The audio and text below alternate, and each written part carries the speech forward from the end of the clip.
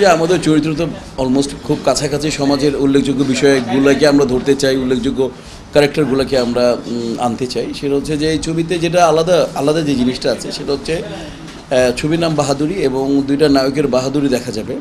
একটা নায়ক হচ্ছেন আমাদের সাইমন, আরেকটা নাম হচ্ছে জায়েদ খান।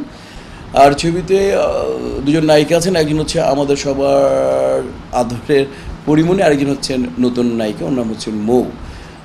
আর এই ছবিতে তথাকথিতভাবেই আমি ঢাকা শহর কন্ট্রোল করি এবং একসময় যা হয় আমার আধিপত্য এই সাইমন আর জায়েদ নিয়ে নেয়। এর পেছনে কাহিনী আছে, কাহিনী হচ্ছে ওদের ওদের যে গার্জিয়ান যারা থাকেন তারা খুব সৎ থাকেন, আর আমি 15-20 বছর আগেও আমি খুব অসৎ থাকি। তো আমার অসৎ কর্মকাণ্ডকে তাদের এই দুই নায়কের যে যারা পিতা তারা কখনো এটা স্বাগত জানান না, তখন তারা আমার বাধা হয়ে দাঁড়ান। তো আমি ওনাদেরকে শেষ করে আমি আমার সাম্রাজ্য তৈরি করতে চাই। কিন্তু দুটো ছেলে আবার কীভাবে জানি ঢাকা শহরে নতুন গজে ওঠে। এই দুটো ছেলের নাম হচ্ছে একজন সূর্য, একজন বিদ্যুৎ। পরে আমি জানতে চাই ক্লাইম্যাক্সের আগে যে এই দুজন হচ্ছে ওই আমি যে দুজনকে আমার সহকর্মীকে মেরে সামনে বেড়েছিলাম, যেটা বরাবরের মতো হয়।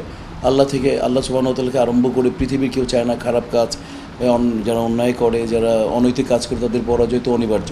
আলটিমেটলি আমাকে তারা পরাজিত করে এবং দিনের শেষে তারা খুব সুখে শান্তিতে গান গেয়ে ছবি শেষ করে।